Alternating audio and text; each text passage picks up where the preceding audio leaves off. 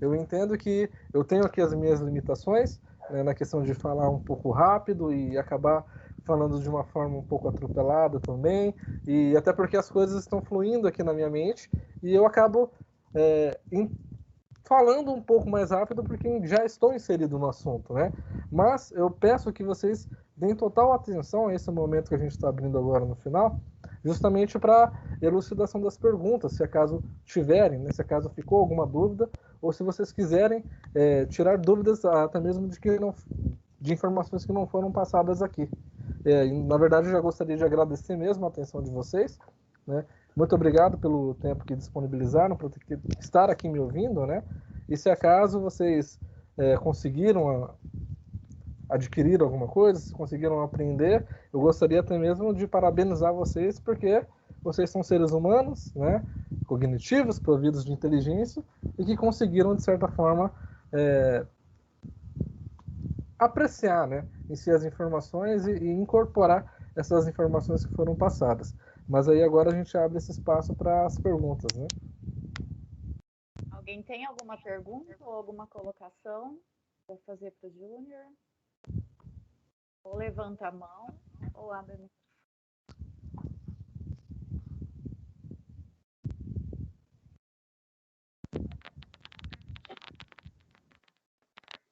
Ok, o Danilo tem uma pergunta? Boa tarde, Júnior. Primeiro quero agradecer aí a sua fala, as suas orientações, muito valiosas aí principalmente nesse momento que a gente está passando, né? E eu queria conversar um pouco algumas questões. Primeiro, voltando lá atrás, perguntando, você classificou aí o estresse em 3 etapas aí. Um estresse positivo, tolerável e o tóxico. E eu não sei se eu compreendi corretamente, seria como que escalas gradativas, quer dizer, ele poderia estar evoluindo do positivo para até chegar nesse último estágio que seria o tóxico. Como identificar isso, se for isso mesmo, como identificar o momento de evolução, e em que momento procurar uma ajuda, em que momento é necessário essa ajuda para não chegar nesse estresse tóxico. Ok, perfeito. É uma ótima pergunta, por sinal, né? No caso das classificações de estresse, né, eu acredito que não seria apenas a questão gradativa, né, que embora haja, sim, essa gradatividade do estresse em si, mas na verdade eu acho que o ponto específico seria na homeostase, né? Vamos supor que eu tenho um gráfico aqui comigo, né? Eu tenho uma linha que são as nossas emoções. E aí, no caso, algo desperta a sua emoção, algo te traz um estresse, né, específico. Esse estresse ele vai desencadear uma emoção que ela vai subir, né? E todos nós temos um pico a ser alcançado, né? Na verdade, esse pico ele nunca é ultrapassado. A gente tem um pico que é alcançado e que depois precisa decair, né? Na questão do estresse, o estresse positivo, né, digamos assim, ele acontece isso de forma bem simples, ele sobe o pico e passa depois, né? Sem muito trabalho, sem muita elaboração. No caso do estresse tolerável, ele demora um pouco, né? Ele alcança o pico, ele permanece um pouco, às vezes cai e volta, mas depois ele volta à homeostase, né? Agora, no estresse em si, o tóxico, né, isso não acontece. A pessoa ela acaba vivenciando um período, né, de muita dor, justamente porque as emoções alcançam um pico e nunca caem, né? Às vezes elas decaem, mas voltam novamente, que seriam as crises que os indivíduos têm, né? E como identificar isso? Basicamente tentar entender os momentos, né? As emoções que você possui nos momentos específicos, né?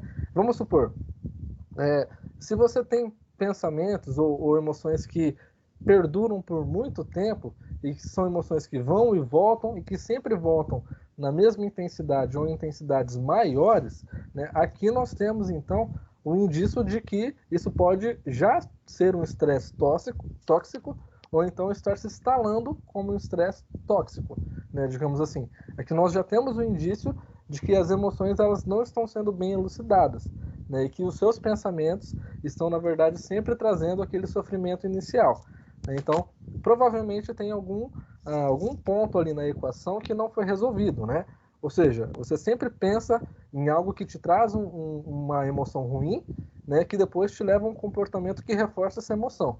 Então, para entender melhor e até mesmo trazer para o nosso dia a dia, é a questão de avaliar mesmo as emoções. Se você tem emoções negativas que vão e vêm, mas se a intensidade dessas emoções sempre ficam igual ou maiores, e aí, nesse caso, nós temos, então, a possibilidade disso estar se agravando para um estresse tóxico. Ficou claro, Danilo? Ficou sim. Ficou perfeito. E aí você falou dos cuidados, né, com a saúde mental. Eu entendi que esses cuidados são justamente para evitar a instalação desse estresse tóxico, para a gente conseguir conviver com essas situações emocionais que causam estresse e que, para que eles voltem, seja só um estresse positivo, quer dizer, vai chegar, como você falou agora, vai chegar no pico, vai decair, e são acontecimentos naturais da nossa vida. Passar por estresse é algo natural na experiência de vida. O que seria fora seria esse estresse tóxico.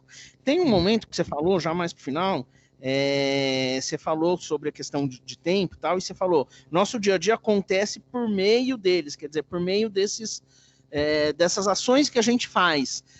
Eu entendi assim, como se fosse o seguinte, e aí eu queria expor para você me falar se eu entendi corretamente ou não. Quer dizer, que hoje a nossa vida já é reflexo de quanto a gente tem que cuidar, desenvolve ou não esses cuidados com a saúde mental. E que a partir do momento que a gente desenvolver esses cuidados, a nossa vida naturalmente vai mudar, ainda que do ponto de vista do meio em que a gente está, as coisas não mudem, mas pelo simples fato da gente desenvolver isso, naturalmente, a nossa qualidade de vida vai mudar, porque a gente está se dedicando a esses cuidados. É isso mesmo? É isso mesmo, Danilo. Eu gostaria até mesmo de usar a sua fala e ressaltar, né, a importância disso, né, porque assim, como você bem disse, a questão da mudança, né, por mais que o meio ele ainda continue o mesmo, o fato de você mesmo ter esses cuidados vão fazer que você tenha uma vida um pouco mais saudável. E aí eu queria só elucidar para que isso não fique no campo das ideias, né? Quando a gente fala sobre essa mudança, essa vida mais saudável, não passa de mágica, ou não é por questões apenas de pensar positivo. Até porque, cognitivamente falando, não existe pensar positivo, né? O que existe apenas é o pensar e a interpretação que a gente tira disso. E aí, quando eu falo sobre a mudança e o cuidado com a saúde mental, é justamente pensarmos que existem duas realidades existentes no mundo, né? Então, assim, nós temos um planeta que ele tem ali características específicas, temos elementos, substâncias, né? Ok? Nós estamos inseridos nesse planeta, temos objetos que são palpáveis, e tudo isso, dentro da psicologia, nós chamamos de realidade objetiva, né? E ok, na realidade objetiva nada acontece, né? Digamos assim. Nada é totalmente relevante. Na verdade, o que é relevante é na nossa realidade subjetiva, que aí já é a interpretação de cada um. E aí, nesse caso, geralmente nós sofremos por causa da interpretação errônea que nós temos por não saber elucidar melhor as emoções, não saber elucidar os nossos comportamentos ao longo do dia. Geralmente, essas interpretações errôneas que nos levam ao sofrimento, né, digamos assim. Então, a saúde, ela vem justamente a partir do momento que nós começamos a avaliar e questionar a nossa própria interpretação, para que a gente tenha uma interpretação mais plausível e mais junta com a realidade, né, digamos assim. Porque é aquela história de você olha para um indivíduo, né, e simplesmente diz assim, eu não vou com a cara dele porque provavelmente ele é mau caráter. Mas isso foi uma interpretação que você fez. E depois de um tempo você vai lá e conhece a pessoa e vê que você estava totalmente errado. Esse é um exemplo esdrúxulo, né, que acontece conosco. E com as nossas interpretações no dia a dia é a mesma coisa. A gente tem várias situações que a gente acaba interpretando errado, que podem trazer um adoecimento depois. Perfeito. Danilo, quer falar mais alguma coisa? Não, só agradecer o Alcemir aí por essa fala, por essas orientações, que eu acho que são muito úteis, importantíssimas, né, para todos nós e aplicáveis, que nem eu estou aqui na diretoria de ensino, né, mas não só na escola, na diretoria, mas principalmente no nosso dia a dia. Eu só quero agradecer. Muito obrigado mesmo. Eu que agradeço. O Antônio Carlos... Né, Júnior? Isso, é um exercício, Simone. Diário. Isso mesmo. É quebra de paradigmas, de pensamentos que a gente construiu ao longo da vida, de coisas que vieram enraizadas por pensamentos familiares, tem muita coisa. E hoje a gente vive num mundo muito diferente do que o que a gente foi criada. Você não, porque você é novinho, mas a maioria de nós foi criada num contexto super diferente do que hoje as crianças veem e tudo. Então a gente está reaprendendo todo dia. Todo dia a gente tem que se desconstruir e construir de novo. E aí é bom que o cérebro trabalha, acontece a neuroplasticidade, e a gente está sempre com ele em movimento, em exercício, em aprimoramento. Isso. Bom, eu poderia parafrasear Freud, né? Freud disse que toda psicologia ela é uma psicologia social, né? E eu vou além, né? A psicologia em si ela é social e evolutiva, porque conforme a sociedade evolui, a nossa psicologia evolui também, né? O nosso cérebro acaba evoluindo junto, né? Há indícios, né? Não querendo assim deixar todo mundo triste, mas há indícios que apontam que a gente esteja ficando um pouco mais, ou melhor, um pouco menos inteligente do que os nossos antepassados, né? Justamente por causa da questão das tecnologias e tudo mais. Porém, né, tudo isso traz benefícios também, né? Embora tenhamos aqui algumas perdas, temos benefícios do outro lado. O Antônio Carlos, uma pergunta, Antônio? Boa tarde, tenho sim. Primeiramente, agradecer, foi maravilhosa as suas colocações, muito pertinente e muito coerente com o nosso dia a dia. A minha pergunta é justamente sobre a questão da gestão de pessoas. Por quê? O relacionamento é algo muito difícil. Uma vez eu li de um psicólogo que eu não lembro, mas mais ou menos assim, o problema é o outro na convivência, né? Então aí penso que chama você a refletir sobre você também. Você abordou a questão do sentimento, da vivência, valores, pensamento, né? E é claro que a gente se difere um dos outros. Só a título de conhecimento e uma dica rápida, como seria, ou melhor, como poderia se dar a convivência entre as pessoas, porque o conflito ele se faz até necessário dependendo da situação, mas a gente acaba partindo mais para uma situação de conflito, de bater de frente, algumas coisas nesse sentido, né? Principalmente dependendo do dia, daquilo que te ocorreu no dia, você está mais ou menos propício a conversar, a dialogar, né? Então, se você puder dar essa contribuição, eu ficaria muito grato, tá? Muito obrigado. Ok, vamos lá, né? Essa pergunta não esse complexo, né? Mas é um pouco trabalhosa de se responder. Porque quando a gente fala de gestão de pessoas, não só de gestão de pessoas, mas quando englobamos comunidades, né, digamos assim, a coisa muda, né, o cenário muda, né? Aqui mesmo, quando a gente estava conversando, eu estava trazendo aqui a visão sempre pautada no eu, né? Ou seja, no indivíduo se avaliando para que então ele pudesse agir no meio ambiente, né? Agora, quando a gente fala de comunidades, de grupos em si, uma coisa já é natural. O grupo por si só ele vai acabar criando uma espécie de homeostase, né? Uma espécie de equilíbrio para que ele consiga gerir e se retroalimentar, né? Digamos assim. É claro que essa retroalimentação ela vai passando por duras mudanças com o tempo, mas basicamente isso acontece. E aí o que dificulta essa retroalimentação?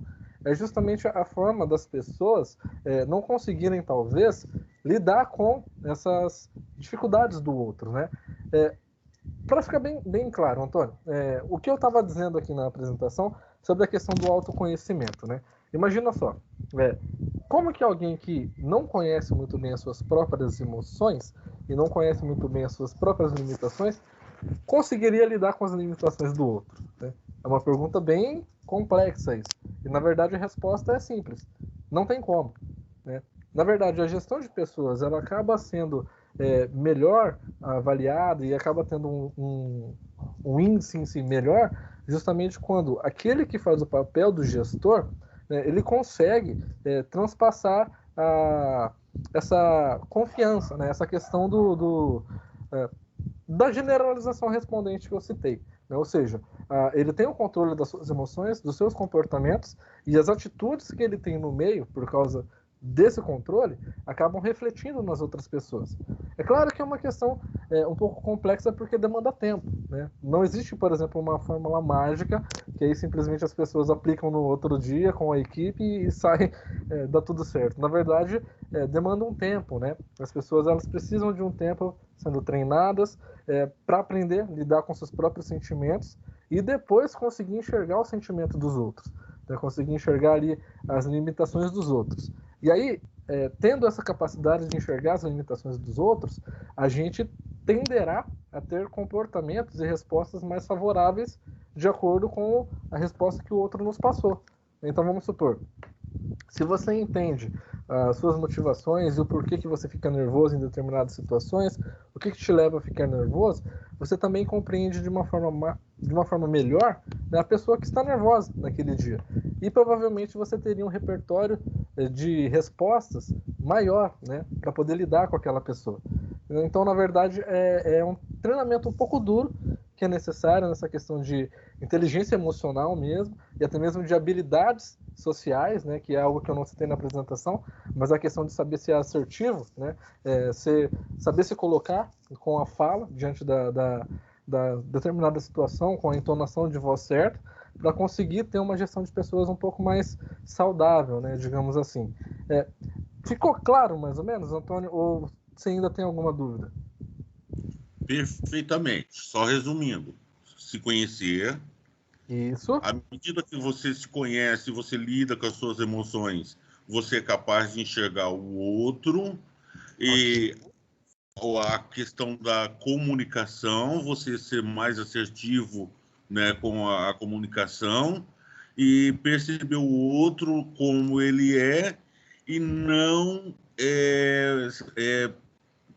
sair para o enfrentamento. Pelo contrário, você lidar com essa situação procurando se colocar no lugar do outro, ali no caso da empatia, né? E aí você tem uma gestão melhorada nessa situação, certo? Isso mesmo, Ótimo. né?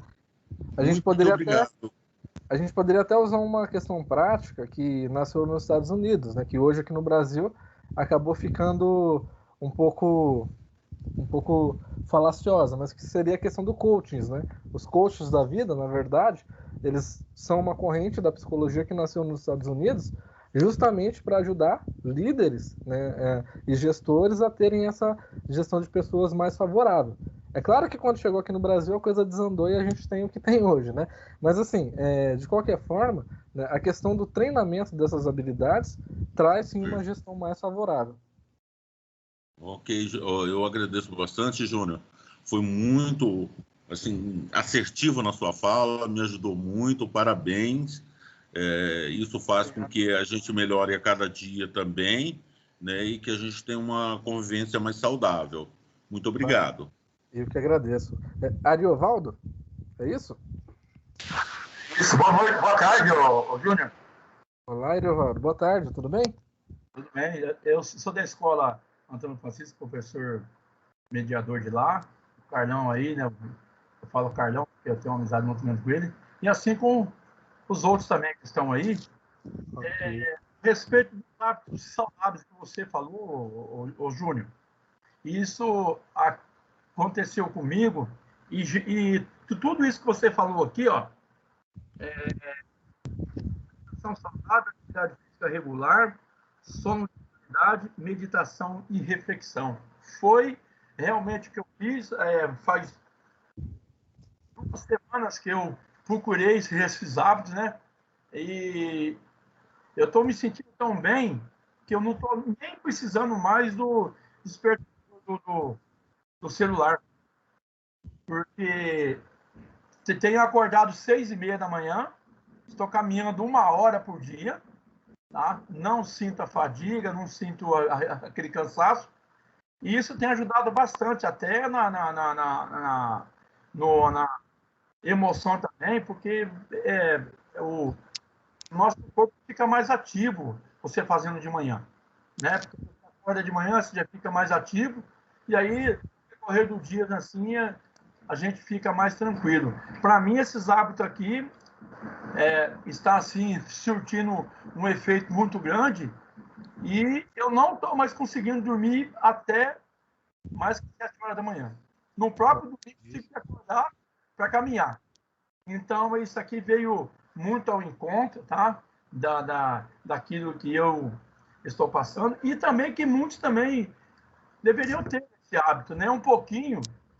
Eu me recordo do vídeo que estou fazendo um curso, e o vídeo fala que 20 minutos de atividade física por dia é melhor do que nada. É melhor do que nada. Ou 60 minutos durante a semana, 3 vezes na semana, é melhor do que você ficar parado. Aí eu até falei com a minha esposa aqui, 1-0 você ganha campeonato. Entendeu? Então, um pouquinho que fizer, ajuda bastante. Ajuda mesmo. Ajuda mesmo. Ariovaldo, só queria fazer um disclaimer, né? E dizer que você é professor do Antônio Francisco, né? De Guaiçara? Sim. Porque, bom, eu sou um egresso do Antônio Francisco, né? Eu me formei lá em 2010, né? Então é bacana conversar com alguém que trabalha nessa escola. Eu tenho um carinho muito, muito especial por ela, né? Mas sobre isso das atividades físicas e dos hábitos, eles fazem todo sentido biológico, não somente psicológico, mas biológico também, né? Se a gente parar para pensar que o nosso cérebro funciona por impulsos elétricos e desequilíbrios neuroquímicos, basicamente tudo isso é regulado também se a gente tiver hábitos mais saudáveis, né? O exemplo prático, né? Numa situação de estresse, né? O estresse tóxico, por exemplo, né? Geralmente, quando a gente se coloca numa situação de estresse, o nosso cérebro acaba liberando muita adrenalina e cortisol, né? Neurotransmissores normais que nós temos no cérebro. Porém, se eles são colocados numa alta quantidade, isso traz depois várias respostas desfavoráveis, né? Uma arritmia cardíaca, traz também ali a abertura dos esfíncteres, né? Então a pessoa acaba urinando mais, né? Acaba ficando com o intestino solto, e não só isso, acaba ficando muito mais nervosa também.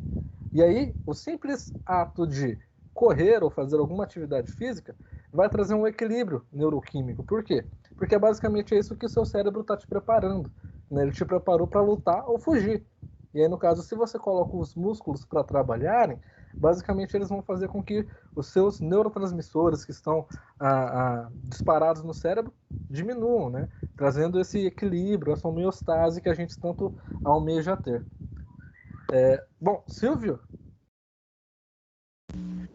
Boa tarde, Júnior. Boa tarde a todos. Júnior, por gentileza, você colocou muito bem sobre estresse, né? Eu estava olhando aqui, queria que você colocasse alguma coisa sobre, né? Se tem um segmento sobre sinais que mostram a exaustão mental. Por quê? Nós aqui, educador físico, eu sou professor também, educação física, nós lemos muito um livro que chama O Corpo Fala, Linguagem Silenciosa, né, da comunicação não verbal. E nós convivemos, né, com muitas pessoas nessa demanda que nós temos. Nós estamos voltando agora, né, se Deus quiser, né, e nós temos que observar muito, né, os nossos alunos, os nossos profissionais, né. O que você poderia dizer para a gente sobre os sinais que mostram a exaustão mental, né, para a gente ter uma leitura melhor, para a gente poder lidar no dia a dia? Muito obrigado, viu? E vamos lá, então. Quanto aos sinais, a gente não teria ali uma fórmula, né? Não teriam sinais que são padronizados.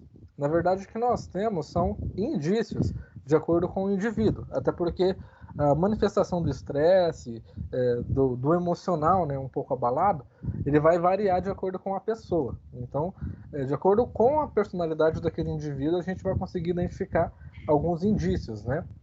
Por exemplo, indícios que são práticos, né? A pessoa deixar de realizar atividades que eram totalmente prazerosas, que agora não faz mais. Né? Ou seja, não tem tanto prazer em fazer aquelas atividades, se sente cansado, prefere não fazer, e simplesmente isso acontece sem uma razão em específico, né? Isso é um indício que pode trazer ali um indicativo de um esgotamento mental, né? de um esgotamento emocional. E não apenas isso, mas o próprio isolamento também, ou seja, o fato de querer se isolar é basicamente uma resposta contrária à nossa natureza, que busca sempre estar em grupo, né? E isso também é um indicativo muito grande do desgaste emocional, né? Além de outros fatores, né? A questão da postura, propriamente dito, né? A questão das falas, né? Falas repetitivas com conteúdos negativos, né? Falas pessimistas, também são indicativos. Mas é claro, a gente sempre precisa avaliar o indivíduo, né? Se é uma pessoa que sempre foi pessimista e tudo mais, você não vai olhar esse indício na fala dela, mas você vai buscar algum outro tipo de indício que possa aparecer, né? Na questão desse livro que você citou, O Corpo Fala, né, ele é um livro ótimo, né, para a questão de entendimento ali de como que funciona as nossas microexpressões, né, por cima ali dos estudos do Paul Ekman, né, que foi o psicólogo responsável por isso. Mas no caso, ele acaba sendo um pouco superficial nessa avaliação, né? Porque assim, nem sempre as respostas corporais serão as mesmas para todas as pessoas, né? Geralmente, que nem um exemplo que existe no livro, né? Se você está com braços fechados, então quer dizer que você está fechado para o mundo. Não necessariamente, né? Cada pessoa tem ali a sua resposta corporal, que vai trazer ali aquilo que está passando pela mente dela. E aí, no caso, para a gente conseguir ter um indicativo, primeiro, temos que conhecer a pessoa, saber como que ela funciona, né, para então tentar ver aquilo que está sendo mudado de forma brusca, né, digamos assim. Entendidos, Silvio? Perfeito, muito obrigado, viu? Ok. Você tem alguma outra dúvida quanto a isso? Não, tudo certinho. Ok, então. Mais alguém?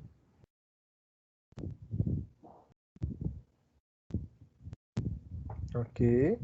A palavra para Ana Célia, então, Júnior. Você quer falar mais alguma coisa?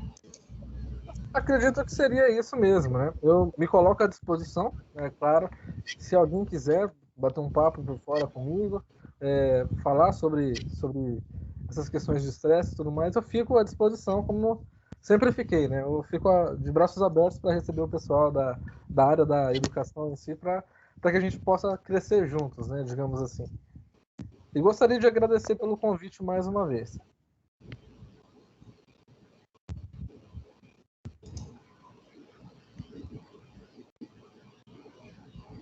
Ok, a Ana Célia tem uma pergunta? Na verdade, eu quero mais agradecer, Júnior, né, pela sua, assim, contribuição, né, para a nossa formação, né, principalmente diante de todo esse contexto que a gente vive, assim, esse tema é essencialmente relevante, né, nesse contexto. Acho que foi muito positivo. A gente tinha uma expectativa que superou e muito essa expectativa, porque realmente foi bem bacana mesmo, né? Essa sua disponibilidade também dessa conversa aí ao final, né? Esclarecimento de dúvidas. Então, foi muito, assim, gratificante para a gente, né? Eu agradeço em nome de todos aqui, da Diretoria de Ensino de Lins. Eu tenho certeza que a aceitação foi muito boa. Inclusive, eu tenho recebido pelo WhatsApp, aqui que está aberto, elogios, viu? Então, meus parabéns mesmo pela sua explanação.